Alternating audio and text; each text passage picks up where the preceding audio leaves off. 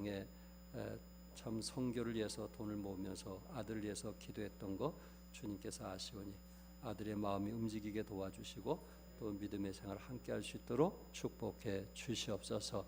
또한 오늘 참 우리 찬양대 찬양을 통해서 아버지 하나님 주님의 십자가를 바라보게 우리 마음을 이끌어 주신 것 감사합니다. 십자가에는 힘이 있습니다. 능력이 있습니다. 보혈에는 우리의 놀라운 변화를 주고 있습니다. 아버지 십자가를 가까이 할 수 있는 우리의 삶이 되어지게 축복해 주시옵소서. 이 시간 주님께 의뢰하며 예수 그리스도 이름으로 기도드립니다. 아멘. 작성해 주시기 바랍니다. 오늘 이 시간에 기쁘게 하는 사람, 최근에 시원케 하는 사람, 감동케 하는 사람이라는 말씀을 전했습니다. 오늘은 기쁘게 하는 사람, 무엇이 하나님을 가장 기쁘게 할까 하는 부분에 대해서 좀 말씀을 나누기 원하는데, 오늘 본문에 주를 기쁘시게 할 것이 무엇인가 시험하여 보라. 주를 기쁘게 하는 것이 무엇인가 뭐해 보라? 시험해 보라. 이렇게 말씀을 하고 있습니다. 여러분과 내가 그리스도 안에 살면서 본문 그 10절에 주를 기쁘게 할 것이 무엇인가, 내가 하나님을 어떻게 할 때 기쁘게 할 것인가, 한번 우리 자신들이 생각해 볼 수 있는, 그래서 참 어떻게 사는 것이 하나님을 기쁘게 하는 것인가. 로마서 12장 2절에도 너희는 이 세대를 본받지 말고 오직 마음을 새롭게 함으로 변화를 받아 하나님의 선하시고 기뻐하시고 온전한 뜻이 무엇인지 분별하도록 하라고 했는데, 여기에도 하나님이 기뻐하시는 뜻이 무엇인지 좀 분별하라. 어떤 것이 하나님을 기쁘게 하는 것인가, 어떻게 사는 것이 하나님을 더 기쁘게 하는 것인가. 이제 우리가 신앙 안에서 여러분과 내가 믿음의 생활을 좀 했다면, 아니 예수님에 대해서 이제 조금 좀 안다면 어떤 것이 예수님을 기쁘게 하는 것인가, 어떤 것이 정말 하나님을 기쁘게 하는 것인가, 좀 이런 쪽에 초점을 맞춘다면 하나님께서 여러분과 나를 축복하시라고 믿습니다.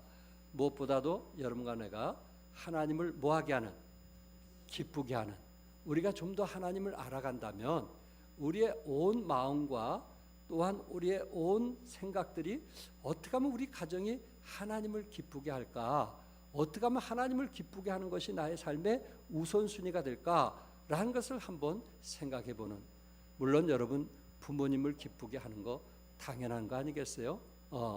또한 우리 자식들을 기쁘게 하는 거, 그거 부모가 하는 당연한 일이 아니겠어요? 그러나 성경에서는 누구를 기쁘게 하자고 그랬어요? 하나님을 기쁘게 하자 하는 것을 말씀을 하고 있습니다. 누가복음 14장 26절에 무릇 내게 오는 자가 자기 부모와 처자와 형제와 자매 및 자기 목숨까지 미워하지 않으면 능히 나의 제자가 되지 못하고, 여기 보니까 부모와 처자, 자식을 미워하지 않으면 예수님의 뭐가 될 수가 없다고요?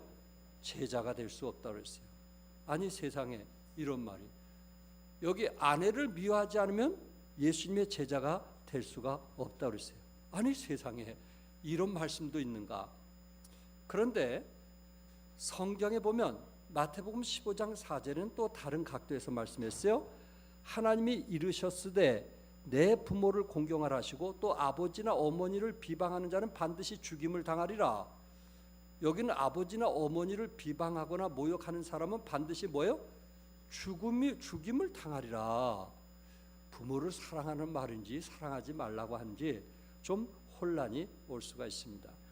그런데 오늘 본문에 예수님의 제자가 되는 사람, 예수님을 위해서 정말 그 십자가의 길을 따라가는 사람은 부모와 처자와 형제와 자매 및 자기 목숨까지 미워해야 된다는 그 말 속에는 여기에 우선순위를 말하고 있는 것입니다. 부모를 미워하라는 것이 아니고 우선순위로 먼저 누구를 사랑하라는 거요? 하나님을 사랑하라는 말씀입니다. 때로 우리가 장가가기 전에는, 내가 장가가기 전에는 우리의 1순위 누구냐면은 부모님이에요. 아버지 어머니가 우리의 1순위예요. 그래서 직장 생활하면서 봉급을 받아오면은 먼저 나를 길러주신 부모님에 대해서 어떤 선물을 할까? 이게 1순위란 말이에요. 1순위. 그런데 내가 이제 좋은 아내를 만나서 장가를 갔어. 장가를 갔으면은 1순위가 누굴까요? 예, 성경에 보면 뭐라고 말씀을 했냐면, 예, 부모를 떠나 아내에게 합하여 이렇게 말씀했어요. 둘이 한 몸이 될지니라. 그러니까 우리는 자연스럽게 성경적으로 얘기하면 우리의 1순위가 누가 되냐면 아내가 되는 거예요. 그리고 2순위가 누가 돼요? 부모님이 되는 거예요. 부모님이 순위에서 밀려나기 시작한 거예요. 말이 그렇다는 거지 부모를 사랑하지 말라는 얘기는 아니에요. 그런 뜻이 아니라는 거예요. 그러다가 이제 아내와 결혼해서 자식을 낳았어. 자식을 낳았어도 남편은 일편단심 변함없이 1순위가 누군지 아시죠? 아내예요, 아내. 남편들은 1순위가 아내야. 근데 가끔 아내가, 그럴 리는 없겠지만 가끔 아내가, 남편은 아내에게 1순위로 살고 있는데 아내의 1순위는 누굴까요? 자식인 경우가 있단 말이에요. 여기에서 좀 아픔이 있는데 때로 그럴 때가 있어요. 그리고 남편은 몇 순위? 2순위가 되는 거예요. 그리고 3순위는 부모가 되는 거예요. 이런 경우가 있을 수 있다는 거예요. 그러나 남편은 죽으나 사나 1순위가 누구라는 거, 아내라는 걸 꼭 기억해주고 살아가시기 바랍니다. 이처럼 여기에서 미워한다는 그 말은 다른 의미에서 얘기하는 것이 아니고 순위가 바뀐단 말이에요. 그러다가 우리가 예수 믿고 구원받았단 말이에요. 하나님의 자녀가 되었단 말이에요. 우리가 하늘의 시민권을 갖게 되었단 말이에요. 그러다 보니까 우리의 1순위가 누가 돼야 되냐면은 누가 돼야 되는 거예요? 하나님이 되는 거예요. 1순위가 하나님이 되면은 하나님께서 그 가정을 책임져 주시는 거예요. 1순위가 하나님이 되면은 하나님께서 그 자식을 책임져 주시는 거예요. 이게 우리의 삶의 변화란 말이에요. 그런데 아직 미성숙한 사람은 하나님보다는 세상 것에, 물질에 1순위가 될 수 있어요. 그러나 성경에서 그것을 미워하지 않으면 내 제자가 될 수 없다 하는 그 메시지 속에서는 항상 우리 가정의 호주가 누가 돼야 된다고요? 하나님이 돼야 되는 거예요. 1순위가. 그러니까 그 가정은 우선순위가 누구냐면 교회, 하나님. 어떻게 하면 하나님을 기쁘게 할까? 우리 온 가정이 어떻게 하면은 교회를 섬길까? 여기에 마음을 둘 수밖에 없어요. 이게 믿음의 성숙한 사람이 나타나는 모습이란 말이에요. 그동안 자식이 1순위에다가 자식을 바라보면서 살던 사람이 어느 날 예수님이 나를 구원해 줬다는 그 사실을 깨닫게 되었을 때 주님이 나의 1순위가 되어지게 되고 어떻게 하든지 하나님을 기쁘게 하는 삶을 살고자 애쓰는, 그것이 우리의 삶의 변화된 모습이라는 것을 성경은 말씀을 하고 있습니다. 그래서 마태복음 6장 33절에 너희는 먼저 무엇을 구하라? 그의 나라와 그의 의를 구하라. 그리하면 이 모든 것을 너에게 뭐 하시리라? 더하시리라. 이것이 하나님께서 우리에게 약속해 준 거예요. 우리가 아무리 애써도 안 되는 것을 그의 나라와 그의 의를 구하면 하나님께서 이 모든 것을 너에게 더하시겠다 약속했어요. 더하시겠다 약속했어요. 하나님이 살아계신가? 하나님이 부활하셨는가? 하나님이 능력이 많으신가? 하나님이 무에서 유를 창조하신가? 그것을 여러분이 알기를 원하면 먼저 그의 나라와 뭘 구하는 거예요? 의를 구하는 거예요. 내가 먼저 그분을 위해서 사는 거예요. 그분이 나의 삶의 1순위가 되는 거예요. 그럴 때 하나님께서 나에게 더해 주시는가? 더해 주지 않는가? 그것을 우리는 삶의 현장 속에서 체험을 하게 되는 것입니다. 만물을 창조하신 하나님께서 우리에게 약속하셨어요. 그의 나라와 그의 의를 구하라. 그렇구나. 어떻게 하면 우리가 지금까지 신앙생활하면서 하나님을 기쁘시게 할까? 어떻게 하면 우리가 하나님이 원하시는 삶을 살까? 이런 것에 마음을 가지고 초점을 갖게 됐을 때 하나님은 분명히 우리의 가정, 또한 우리의 자녀, 또 우리의 필요, 이 모든 것을 하나님께서 책임져 주시겠다고 약속을 했습니다. 우리 성경에 창세기부터 요한계시까지 어떤 것이 하나님을 기쁘게 하시는 것인가 많은 부분들을 말씀하고 있어요. 그중에 저는 여러분에게 세 가지만 말씀을 드리고 합니다. 첫째, 하나님이 가장 기뻐하시는 것이 무엇일까? 그것은 죄인 한 사람이 회개하고 돌아올 때 하나님이 가장 기뻐하십니다. 어떤 기쁨보다도 우리 하나님을 가장 기쁘게 하는 것은 죄인 한 사람이 뭐 하는 거예요? 돌아오는 거예요. 죄인 한 사람이 예수 믿고 구원받는 거예요. 이게 놀라운 일 아니겠어요? 한 사람이 예수 믿고 구원받는 거. 오늘 일부 예배 때 장성훈 씨라고 저희 교회 처음 나왔어요. 48입니다. 저하고 한 10분 동안 제가 구원받은 그 얘기를 쭉 같이 나누면서 교제하는 시간이 있었어요. 자기가 중앙교회 나오기로 결정했대요. 그래 어떻게 그러냐 했더니 처음 교회 나온대. 우리 교회 홈피를 보고 알았다는 거예요. 그래서 우리 교회 나오기로 그렇게 결정을 했다고 합니다. 여러분, 우리 하나님이 가장 기뻐하시는 게 무엇일까요? 여러분과 내가 기도 중에 어떤 기도를 해야 될까요? 잃은 영혼이 교회에 올 수 있도록. 아멘. 그것이 하나님을 가장 기쁘게 하는 거예요. 아직 내 가족 중에 구원받지 않는 영혼들이 예수 믿고 구원받았을 때 무엇보다도 우리 하나님을 가장 기쁘게 하는 것입니다. 여러분이 잘 알고 있는 것처럼 누가복음 15장에 예수님께서 세 가지 비유를 말씀했어요. 그래서 그 세 가지 비유를 말씀하면서 우리 하나님께서 가장 기뻐하신 일이 무엇인가 하는 것을 그 15장 전체적으로 그 세 가지를 말씀하고 있습니다. 첫 번째 비유는 양의 비유예요. 양 100마리를 가진 어떤 사람이 그 중에 한 마리를 잃으면 99마리를 들에 두고 그 잃은 양을 끝까지 찾아다니다가 찾게 되면 너무 기뻐서 동네에 벗과 이웃들을 초청해서 잔치를 벌린다고 했어요. 여러분, 양 한 마리가 얼마 된다고 그거 한 마리 찾았다고 잔치를 벌리면 오히려 양 한 마리보다 더 많이 돈이 드는 거예요. 그런데 그 비유 속에서 우리에게 가르쳐주고자 하는 말씀이 뭐예요? 누가복음 15장 그 7절에 내가 너에게 이르노니 이와 같이 죄인 한 사람이 회개하면 하늘에서는 회개할 것이 없는 의인 99으로 말미암아 기뻐하는 것보다 더하리라. 99이 소용없다 그런 얘기는 아니잖아요. 우리가 자녀를 길러보지만은 우리가 몸이 아프고 건강이 약한 사람에게 더 마음이 가는 것처럼, 또한 가출한 자식에게 더 마음이 가는 것처럼, 우리 예수님께서 그 잃어버린 한 영혼이 돌아오게 됐을 때 우리 하나님께서 그 기뻐하신다는 표현을 99으로 말미암아 기뻐하는 것보다 더하리라 이렇게 말씀했단 말이에요. 잃은 어린 양, 잃어버린 양이 돌아오게 됐을 때 그 목자의 기쁨은 말로 표현할 수 없는 것처럼 죄인 한 사람이 회개하고 하늘에서는 그 회개할 것이 없는 의인 99보다 더 기뻐할 것이라고 말씀했어요. 두 번째 비유가 뭐예요? 10 드라마크의 비유예요. 어떤 여자가 그중 한 드라크마를 잃었어요.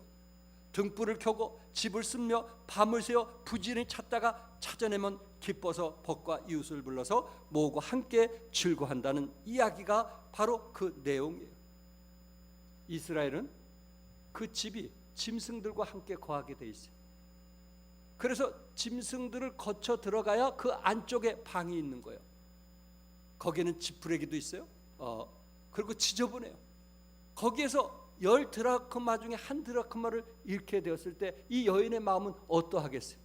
그 드라크마는 약혼한 남편이 자기에게 준 거예요. 그래서 나는 약혼한 사람입니다 하는 표시로 10 드라크마를 여인들이 이렇게 쓰고 다니게 돼 있어요. 그러니까 남편이 준 거라 결혼식 때 그 10 드라크마를 보여줘야 되는 거예요. 그거 한 개를 잃게 되었을 때 신랑에게 얼마나 부끄러운 일이겠어요. 얼마나 창피한 일이겠어요. 그래서 그 한 드라크마를 찾기 위해서 밤새도록 찾았다고 말하고 있어요. 여기에서 누가복음 15장 10절에 그 요지가 뭐예요? 내가 너에게 이르노니 이와 같이 죄인 한 사람이 회개하면 하나님의 사자들 앞에 기쁨이 되느니라. 하나님의 사자들 앞에 뭐가 돼요? 기쁨이 되느니라. 쉬운 성경에서는 하나님의 천사들이 크게 기뻐할 것이다. 하나님만 기뻐하는 것이 아니고 누구도 기뻐한다 그랬어요. 천군 천사들도 기뻐한다 그랬어요. 한 영혼이 예수 믿고 돌아올 때 천군 천사도 기뻐한다 그랬어요. 우리가 가장 값진 투자가 뭔지 아시겠죠? 이 세상에 살면서 가장 값진 투자가 뭔지 아시겠죠? 그것은 잃어버린 영혼들이 구원받는 거예요. 여러분 직장 생활하면서, 여러분 사업하면서 얼마나 버세요? 얼마나 벌으세요? 여러분 얼마나 벌어야 행복하세요? 그러나 직장 생활하면서 또한 학교 생활하면서 한 영혼이 나를 통해서 예수 믿고 구원받았을 때 내가 받는 봉급 플러스 엄청난 알파인 것을 믿으시기 바랍니다. 하나님이 그거를 기뻐하시는 거예요. 우리의 주업은 잃어버린 영혼을 구령하는 거예요. 생명을 얻게 하는 거예요. 우리의 소망은 하늘에 있기 때문에 그렇습니다. 또한 셋째 비유는 돌아온 탕자의 비유예요. 여러분들이 잘 아는 것처럼 어떤 사람에게 두 아들이 있었는데 그 둘째가 아버지로부터 재산을 나눠 받아가지고 먼 나라에 가서 허랑방탕했던 탕자, 아버지로부터 재산을 받아가지고 낭비했던 사람입니다. 돈이 거의 다 낭비가 되었을 때 흉년이 들었어요. 그래서 먹을 것이 없는 거예요. 모든 것을 탕진했기 때문에 결국은 어디 가서 일을 했어요? 돼지 치는 일을 했어요. 그래서 돼지가 먹는 지엽 열매라도 어떻게 먹어보려고 돼지 치는 일을 했단 말이에요. 근데 흉년이 심해가지고 지엽 열매도 없는 거예요. 이럴 때 아들은 아버지에게 큰 죄를 진 것을 깨달았지만은 그래도 내가 돌아갈 것은 누구의 품이다? 아버지 품인 것을 알게 되었어요. 탕자 모든 것을 허비했지만은 그는 결국 아버지 품에 돌아가게 되었고, 아버지는 그가 돌아오기를 위해서 밤마다 기다렸고, 먼 곳에 있는 아들을 알고 뛰어간 아버지의 모습을 우리는 성경을 통해서 보게 됩니다. 여기서 우리는 아들이 탕자라면 아버지는 우리는 뭘로 불러요? 뭘로 불러요? 탕부로 부르는 거예요. 탕부. 아들도 허비했고 아버지도 허비했어요. 그러나 아들은 자신을 위해서 허비한 사람이고 아버지는 자식을 위해서 허비한 사람이에요. 이게 다른 거예요. 아들은 자신의 쾌락과 자신의 안락과 자신의 평화와 자신의 기쁨을 위해서, 쾌락을 누리기 위해서 낭비했어요. 그러나 아버지는 자식을 사랑했기 때문에 자기 재산의 절반까지도 기꺼이 주었고, 밤마다 시간을 허비하면서 아들을 기다렸고, 그리고 아들이 돌아오게 되었을 때 그에게 금반지도 해주고 신발도 신겨주고 또한 소를 잡아다가 잔치를 벌려주는, 아버지는 자식을 위해서 마음껏 허비하는 사람이에요. 그래도 그것을 기쁨으로 여기는 사람이 부모 아니겠어요? 우리 부모들이 그런 거 아니에요? 당부 아닌가요? 자식들을 위해서 그렇게 희생하고 그렇게 수고하고 그렇게 어려운 일을 당하면서도 그 돈을 가지고 자식들을 위해서 기꺼이 드려지는, 그것을 기쁨으로 여기는, 이게 당부 아니겠느냐 말이에요. 우리 하나님도 우리를 위해서 희생하고 우리가 돌아오기를 천년을 하루같이, 하루를 천년같이 돌아오기를 기다리시는 그런 낭비하시는 분이신데, 여러분과 내가 돌아오게 됐을 때 우리가 죄로부터 회개하고 아버지 하나님께 돌아왔을 때 우리 하나님은 펄쩍펄쩍 뛰면서 기뻐하고 즐거워하고 행복하게 여긴다는 말씀입니다. 그래서 누가복음 15장 32절에 다 같이 한번 읽어볼까요? 시작. 내 동생은 죽었다가 살아났으며 내가 잃었다가 얻었기로 우리가 즐거워하고 기뻐하는 것이 마땅하다 하니라. 어느 것이 가장 기쁠까요? 어느 것이? 아버지로서 가출한 자식이 돌아오는 걸까요? 돈 버는 걸까요? 정상적인 부모라면 돈 버는 것보다 내가 사랑하는 자식을 잃게 됐을 때 그가 돌아오는 기쁨이 더 클 것입니다. 바로 그것이 아버지의 마음이었어요. 아버지의 마음이었어요.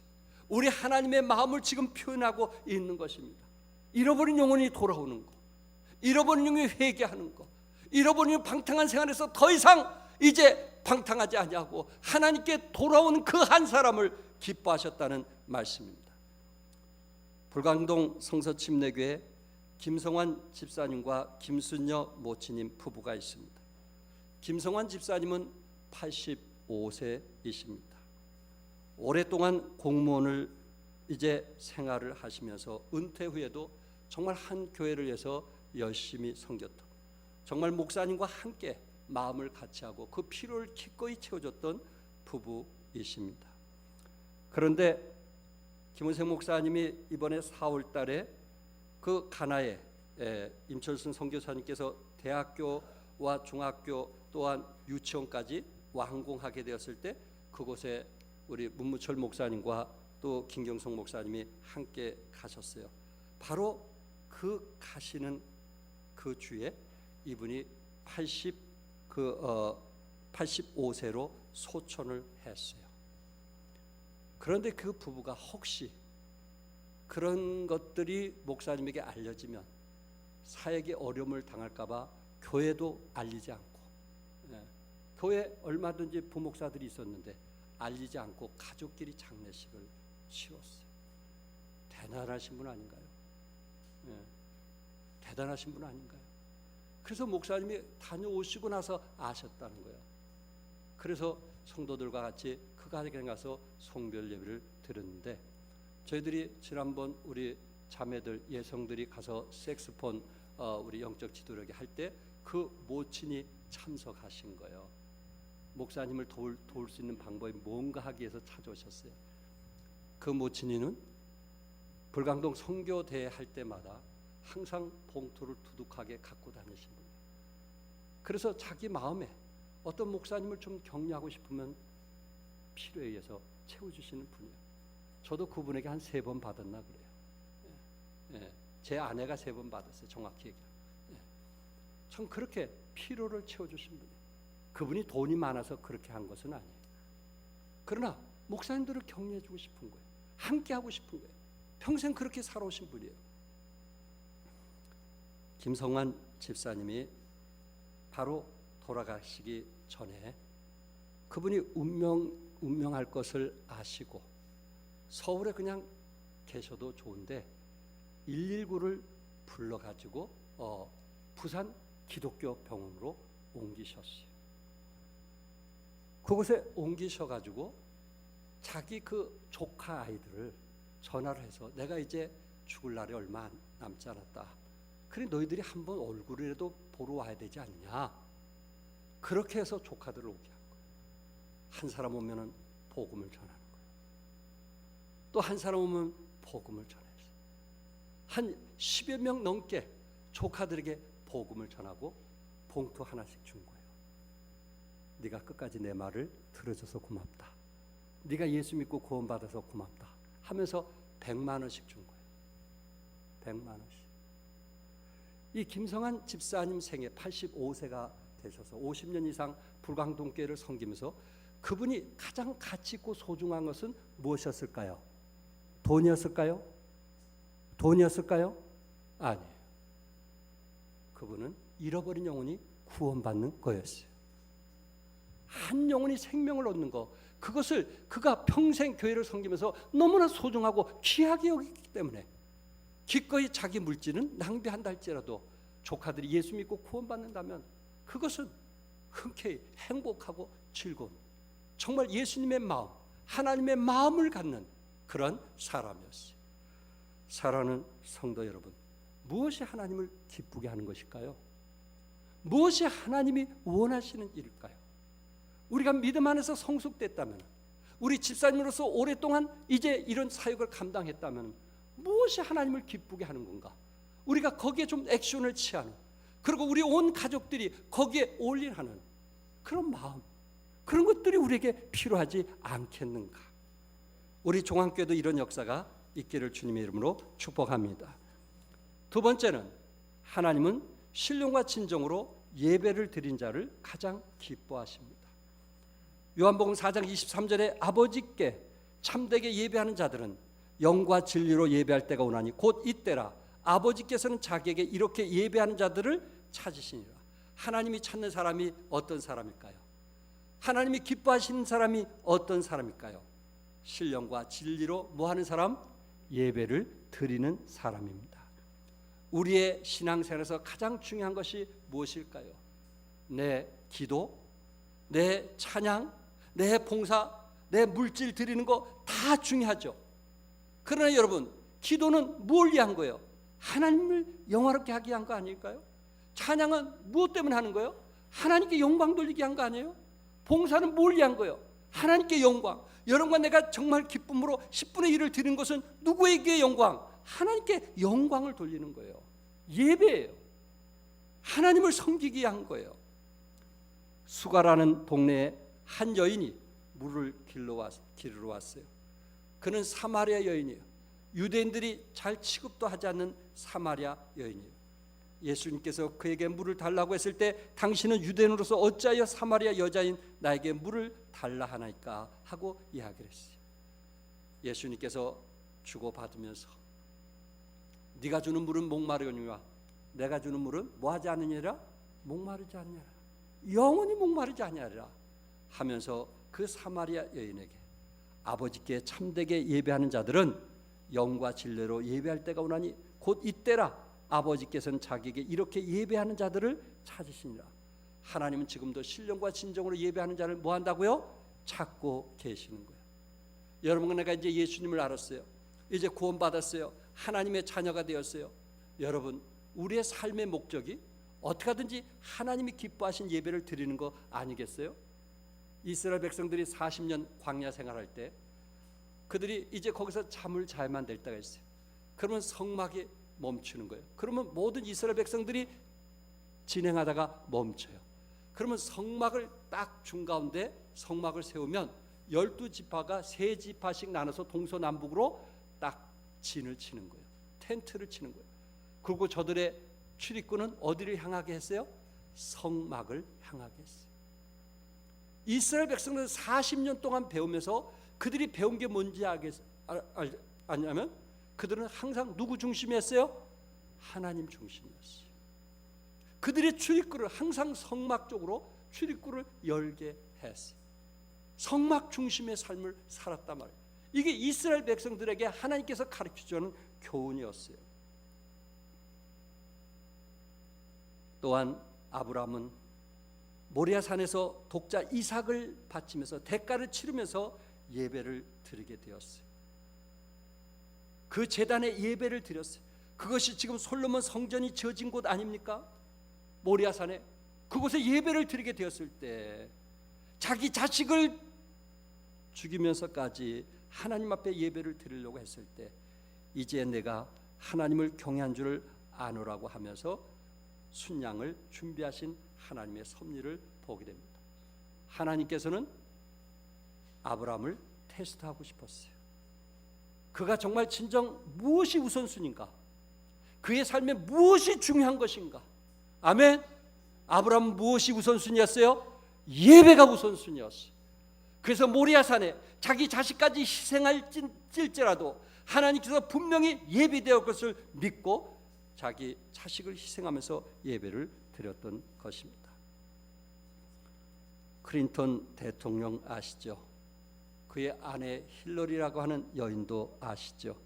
미국의 42대 대통령, 예일대학교 로스쿨에서 공부했던 클린턴 대통령, 같은 학교에서 같은 예일 그 법대에서 아내를 만나게 되었고 많은 사람들이 그 아내에 의해서 남편이 대통령이 되었다는 얘기도 있었습니다.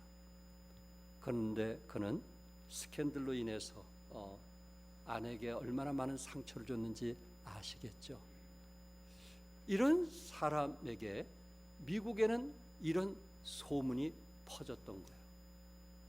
이런 클린턴 대통령, 스캔들이 있는 이런 대통령 때 경제적으로 가장 미국이 부흥할 때라는 거예요.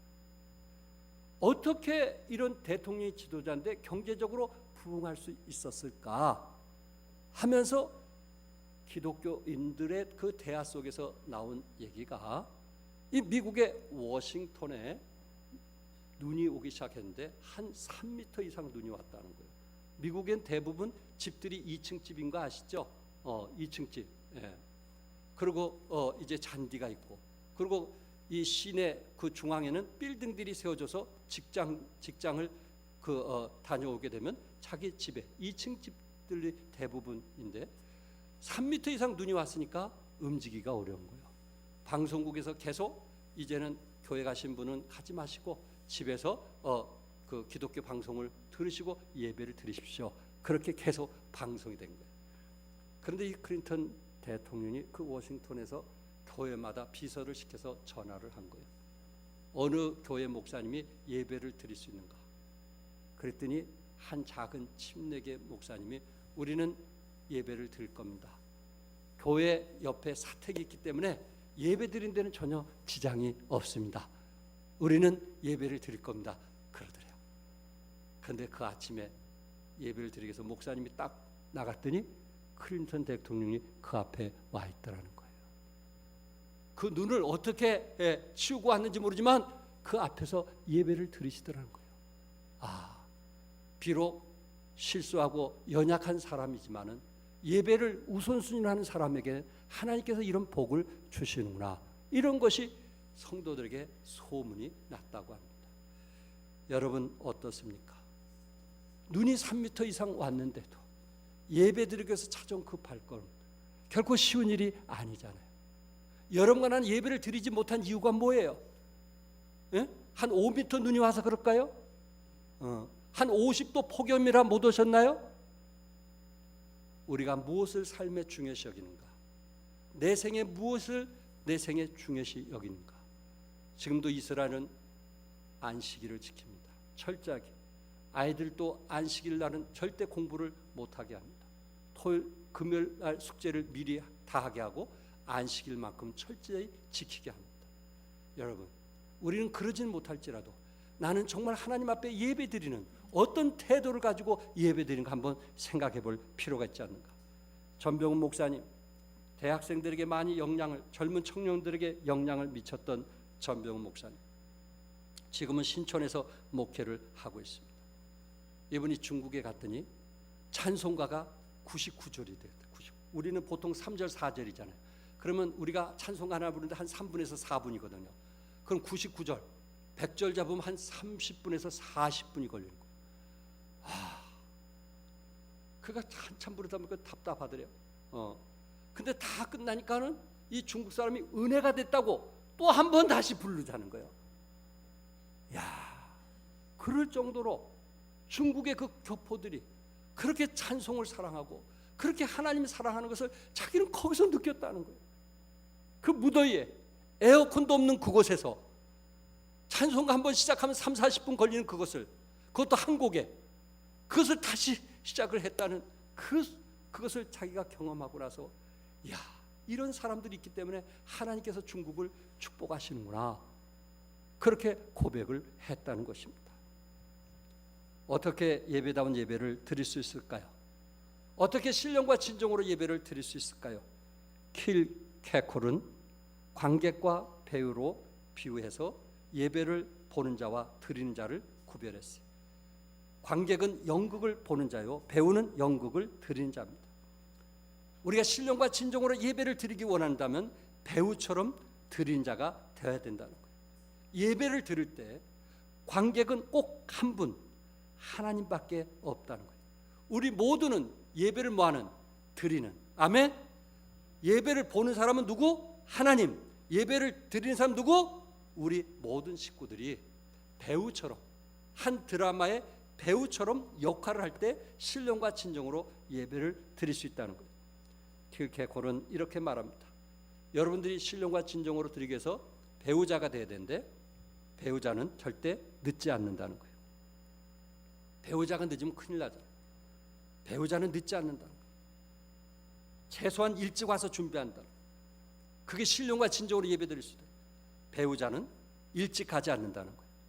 땡하고 가지 않는다. 배우자니까. 배우자는 졸지 않는다는 거예요. 어떻게 배우가 졸면서 일을 하겠어요? 예? 관객이면 졸지. 그런데 배우자는 졸 수가 없어요. 배우는 연극의 내용을 분명히 파악한다는 거예요.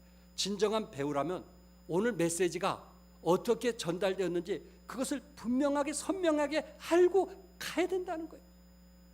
관객이면 몰라도 되지만 배우는 그러서는 안 된다는 거예요. 그걸 어떻게 모르고 갈 수 있겠냐 말이에요. 또한 배우는 감정을 준다는 감정. 배우는 느낌이 있다는 거예요. 때로 어떤 가사를 읽으면서 눈물을 흘리기도 하고 가슴 아파하고 통곡도 하고, 그게 배우란 말이에요. 그러니까 말씀을 들으면 감동이 있어야 되는 거예요, 없어야 되는 거예요? 이게 느껴져야 된다는 거예요. 뭔가 내가 생명이 있다면, 거듭났다면 말씀을 통해서 뭔가 느껴짐이 있어야 된다는 거예요. 쓸데없이 중간에 나가고 말이에요. 그게 아니고 그 말씀을 통해서 뭔가 느껴지고 깨닫는 게 있어야 된다는 거예요. 왜? 배우니까. 관객은 중간에 나가도 돼요. 배우는 그 배우자는 그렇게 해서는 안 된다. 내가 없으면 안 되니까. 그리고 배우는 아무렇게나 옷을 입지 않는다는 거예요. 배우는 아무렇게나 옷을 입지 않는, 반바지 입고 막 다니고 그런 게 아니라, 배우는 그 연극에서, 드라마에서 주는 옷을 입고 하는 사람이 배우라는 거예요. 이만큼 몸가짐이 달라진다는 거예요. 몸가짐, 내가 편한 쪽으로 선택하는 것이 아니고 덕을 위해서 몸가짐을 가지고 예배를 드려야 된다. 킬케골, 그럴 수도 있겠구나. 우리는 관객이 아닌 누구다? 배우다. 그것이 신령과 진정으로 예배드리는 자의 모습이 아니겠는가. 끝으로 세 번째, 하나님은 믿음으로 사는 모습을 보시면 가장 기뻐하신다는 거예요. 믿음으로. 성경에 믿음 없이는 하나님을 뭐하게 한다 그랬어요? 기쁘시게 못한다 그랬어요. 그렇구나. 우리 하나님을 기쁘게 하는 것은 여러분과 내가 뭘로 사는 거예요? 믿음으로 사는 거예요. 히브리서 11장 1절에 믿음은 바라는 것들의 실상에 보이지 않는 것들의 증거니라. 믿음은 바라는 것들의 뭐예요? 실상. 보이지 않지만 어떤 사람의 모든 것이 서 있는 그 사람의 실체 또는 기반, 토대로 믿고 나아가는 거예요. 어떤 분이 이 믿음에 대해서 이렇게 설명을 했어요. 그 5, 6개월 된 아이, 돌 정도 된 아이라고 할까요? 우리 어머니들은 아이들을 키워보면 알지만 이 아이들이 막 배고파 막 울려고 할 때 어머니가 급하니까 어떻게 하면 젖병을 보여주는 거예요. 우유 젖병을 막 보여주는 거예요. 그러면 그 아이는 그 우유병을 보고 안심한다는 거예요. 그래서 언제쯤 우유병이 올 것이라고 생각을 하고 군침이 돈다는 거예요. 우리 엄마는 나에게 약속을 지키시는 분이야. 저렇게 하고 놀리려고 그러는 거 아니야. 배고플 때마다 우유병을 이렇게 흔드신 게 아니고 반드시 조금 지나면은 우유병에 우유를 채워서 가지고 올 것이다. 그것을 아이들은 뭐 하는 거예요? 알고 믿는다는 거예요. 지금 그곳에 아무것도 없지만 적어도 어머님이 이걸 흔들어 줄 때는 분명히 그 안에 채워서 나에게 줄 것이다. 그것을 아이는 알고 잠잠히 있다는 거예요. 물론 성격이 급한 애는 더 울겠지만, 그걸 보고 더 울겠지만 아이들이 이미 그것을 보고 몸으로 느낀다는 거예요. 그리고 안심이 된다는 거예요. 그리고 마음이 편하다는 거예요. 그것이 바로 뭐다? 믿음이다. 분명히 없지만, 분명히 이루어지지 않았지만 믿음이라는 것은 이미 내가 그것을 본 것처럼 그걸 느끼고 체험하고 그리고 확신 있고 그런 마음을 갖는 것이 믿음이기 때문에 좋은 집에서 사는 사람이나 작은 집에서 사는 사람이나 임대해서 사는 사람이나 사서 사는 사람이나 예수 믿고 구원받은 사람은 어디에서 살든지 하나님을 믿는 사람은 마음에 평안이 있고 기쁨이 있다는 거예요. 왜? 살아계신 하나님을 뭐 하시니까? 믿으니까. 그 믿음이 우리 마음에 평안을 얻게 하더라. 그 믿음이 우리 마음에 쉼을 주더란 말이에요. 그 믿음이 하나님을 절대자로 의지할 수 있는 마음을 갖게 하더라고요. 그래서 믿음이 없이는 누구를 기쁘시게 할 수 없다? 하나님. 우리가 어떻게 하면 좀 하나님을 기쁘게 할 수 있을까? 자식들이 어떻게 하면 부모를 기쁘시게 할 수 있을까 해서 부모의 의도에 의해서 살아가는 것처럼 예수 믿는 사람이 어떻게 하면 하나님을 기쁘시게 할 수 있을까? 하나님이 원하시는 일이 뭔가? 적어도 이 정도는 좀 생각해 볼 수 있는, 좀 철이 드는 그런 그리스도인, 하나님을 기쁘게 하는 사람, 그것은 하나님의 약속을 믿고 확신하는 사람. 그래서 초조하고 불안하고 짜증내고 화내고 그런 연약한 신앙인이 아니고 살아계신 하나님을 믿으니까 뭔가 마음이 편하고 위로가 되고 쉼이 있고 그리고 기다리는 마음을 갖게 되는 그 사람이 믿음의 사람이라. 믿음 없이 누구를 기쁘게 할 수 없다? 하나님을 기쁘시게 할 수 없다. 하나님이 치료해 준다고 믿는다면 좀 기다려야지. 그걸 짜증내고 화내고 밥그릇 뒤집어 엎고 이게 무슨 믿음이에요? 믿음은 그런 게 아니라, 믿음은 어린아이가 어머니가 줄 것을 믿고 마음이 편한 것처럼 우리 믿음은 그와 같은 거예요. 마음이 편안한 거예요. 쉼이 있는 거예요. 당장 내일 무슨 일이 일어날 것 같은데도 마음은 편안한 거예요. 왜? 하나님을 믿기 때문에 그렇습니다. 아브라함은 히브리서 11장 17절과 19절에 이삭을 죽은 자 가운데서 다시 살리신 줄을 생각한지라. 아브라함의 믿음은 이삭을 어디 가운데서? 죽은 자 가운데서 다시. 그렇기 때문에 이삭을 바칠 수 있는 거예요. 아유, 어떻게 이삭을 바칠 수 있어요? 하나님 너무하지 않아? 우리는 객관적 입장에서 그렇게 말할 수 있죠. 그러나 아브라함은 이삭을 죽은 자 가운데서 살릴 것을 믿고 자기 아들을, 100세에 낳은 아들을 드릴 수가 있었다. 이게 믿음이에요. 우리가 하나님께 믿음대로 하면 하나님은 채워줄 것을 믿으시기 바랍니다. 그래서 평안한 마음으로 드리는 거예요. 그거 갖고 뭐 짜증내고 화내고 인색하고, 이 사람 뭐 없는 사람이요? 믿음이 없기 때문에 그런 거예요. 그런데 하나님께서 배로 돌려줄 것을 믿는다면 그는 기쁨이 되고 즐거움이 되는 거예요. 이 믿음의 사람과 믿음 없는 사람이 이렇게 천지 차이가 되는 거예요. 마음이 불안하지 않아요. 짜증내지 않아요. 화내지 않아요. 인색하지 않아요. 기쁨으로 하는 거예요. 하나님이 채워주시니까. 하나님은 믿음의 사람을 기뻐하시는 거예요. 믿음의 사람을 치료해 주시는 거예요. 믿음의 사람을 채워주시는 거예요. 여러분, 노아 기억하시나요? 히브리서 11장 7절에 믿음으로 노아는 아직 보이지 않는 일에 경고하심을 받아 경외함으로 방주를 뭐 했어요? 준비하여. 보이지 않는 일에 경고하심을 받아 방주를, 그것도 몇 년 동안? 120년 동안. 근데 그때가 어느 때였어요?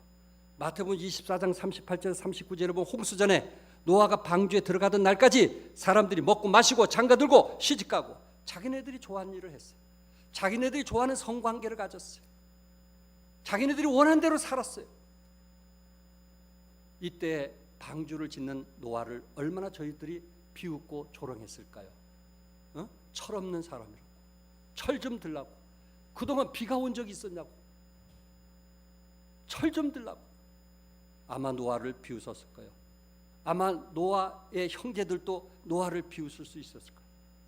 노아의 조카들도 노아를 비웃을 수 있었을 거예요. 그러나 노아는 하나님을 믿었기 때문에, 보이지는 않지만 하나님의 약속을 믿었기 때문에 몇 년 동안? 120년 동안 세 며느리, 세 아들과 자기 부인과 함께 8식구가 방주를 지었어요. 보이지 않았지만 비가 내린 적이 없지만 적어도 노아는 하나님의 약속을 믿었어요. 지금 우리가 살고 있는 이 시대는 보이는 일들이 많이 있어요. 노아는 보이지 않은 일에 경고하심을 받아 하나님을 경외함으로 방주를 준비했지만은 우린 지금 보이는 일 속에서 살아가고 있어요. 세계 여러 곳에서 테러가 너무 심한 것도 그 가운데 하나예요. 중동에서, 이라크에서, 프랑스 파리에서, 터키 이스탄불에서 테러들이 많은 사람들에게 피해를 주고 있어요. 테러들이 자주 사용하는 것이 뭐예요? 자살 폭탄 아니에요? 폭탄을 아예 몸에 안고 들어가는, 자기 죽고 다른 사람도 죽이는 거예요. 왜? 내가 자살하면 순교자가 되고 하늘나라의 제일 좋은 곳에 간다는 잘못된 교리를 믿고 있기 때문에 스스로 그렇게 하는 거예요. 또한 환경 오염도 보이는 경고 가운데 하나예요. 최근에 매스컴은 지구온난화, 대기오염, 이런 환경 문제들을 자주 다루고 있어요. 온난화 때문에 남극과 북극의 빙산이 녹고 있는 것이 확인되고 있습니다. 그렇게 되면 해면이 상승하는 것을 비롯하여 여러 가지 무서운 현상들이 일어나고 있고, 대기 오염 문제도 도를 넘었어요. 제자들이 예수님께 세상 끝에는 무슨 징조가 있사오리까? 예수님께서 마태복음 24장에 민족이 민족을, 나라가 나라를 대적하여 일어나겠고, 주님의 재림이 임박할수록 평화가 오는 것이 아니고 민족과 나라들이 대적한다고 했어요. 그리고 곳곳에 기근과 지진이 있으리니, 가나에서는 먹지 못해서 죽은 아이들이 태반이라고 그래요. 그리고 지진이 갈수록 많이 일어나고 있어요. 이 모든 것은 재난의 시작이라고 성경은 말씀했어요. 노아는 아직 보이지 않는 일에 경고하심을 받은 속에서도 방주를 만들었지만은, 우리는 지금 세상의 말세가 가까워짐을, 주님의 재림이 임박해짐을 눈으로 보고 있더란 말입니다. 어떻게 보면 노아보다 더 열심히 우리는 방주를 지어야 되지 않겠어요? 어떻게 하면 더욱 열심히 하나님을 기쁘게 하는 삶을 살아야 되지 않겠느냐 하는 말씀이에요. 고린도후서 5장 9절에 우리는 몸으로 있든지 떠나 있든지 누구를 기쁘하게 하는 자, 주를 기쁘시게 하는 자가 되기를 힘쓰노라. 우리란 말에 내 이름이 포함되면 얼마나 좋을까? 우리란 말에 우리 집사님들의 이름이 포함되면 얼마나 좋을까? 우리란 말에 우리 구역장님들의 이름이 포함되면 얼마나 좋을까? 우리라는 그 단어에 우리 성도들의 이름이 포함되면 얼마나 좋을까? 우리는 몸으로 있든지 떠나든지 주를 기쁘시게 하는 자가 되기를 힘쓰노라. 아멘. 누구를 기쁘게 하는? 주를 기쁘게 하는. 여러분 직장 생활에서, 여러분 있는 거처에서 누구를 기쁘게 하는? 주를 기쁘게 하는. 남편을 사랑하고 아내를 사랑하고 가정을 사랑하면서 누구를 기쁘게 하는? 주를 기쁘게 하는. 노아시대처럼 먹고 마시고 춤추고 그런 데를 좋아하는 것이 아니고, 세상을 좋아하는 것이 아니고, 세상의 쾌락을 좋아하는 것이 아니고, 이미 우리에게 경고를 보여주고 있으니까 나의 방주를 짓는 하나님을 기쁘게 하는 여러분과 내가 되기를 주님의 이름으로 축복합니다. 기도하겠습니다.